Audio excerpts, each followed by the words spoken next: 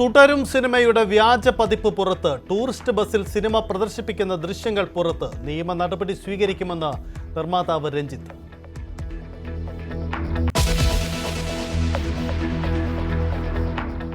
കശ്മീർ അതിർത്തിയിൽ സംഘർഷം രൂക്ഷം. ഇന്നും നിയന്ത്രണ രേഖയിൽ പാക് പ്രകോപന വെടിവെപ്പ്.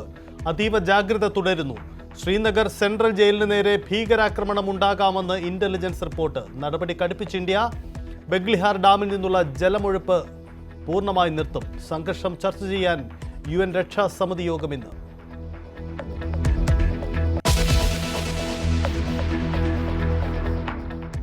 റാപ്പർ വേടൻ ഇന്ന് സർക്കാർ വേദിയിൽ പാടും. വേടന്റെ ഷോ സംസ്ഥാന സർക്കാർ വാർഷികത്തിന്റെ ഇടുക്കി ജില്ലാതല പരിപാടിയുടെ സമാപന ചടങ്ങിൽ 8000 പേർക്ക് പരിപാടിയിലേക്ക് പ്രവേശനം. കാണികളുടെ എണ്ണം കൂടിയാൽ പരിപാടി റദ്ദ് ചെയ്യാൻ സാധ്യതയെന്ന് വിവരം.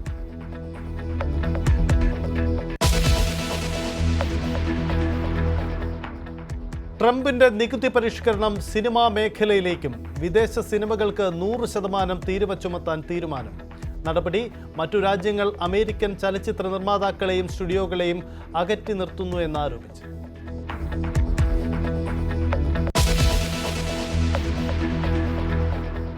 ഇസ്രയേലിന് നേരെ ആക്രമണം നടത്തിയ യമനി ഹൂതികൾക്ക് ശക്തമായ മുന്നറിയിപ്പ്. തിരിച്ചടി കനക്കുമെന്ന് ഇസ്രയേലി പ്രധാനമന്ത്രി ബെഞ്ചമിൻ നെതന്യാഹു. ടെൽ അവീവിലേക്കുള്ള വിമാന സർവീസുകൾ റദ്ദാക്കി എയർ ഇന്ത്യ.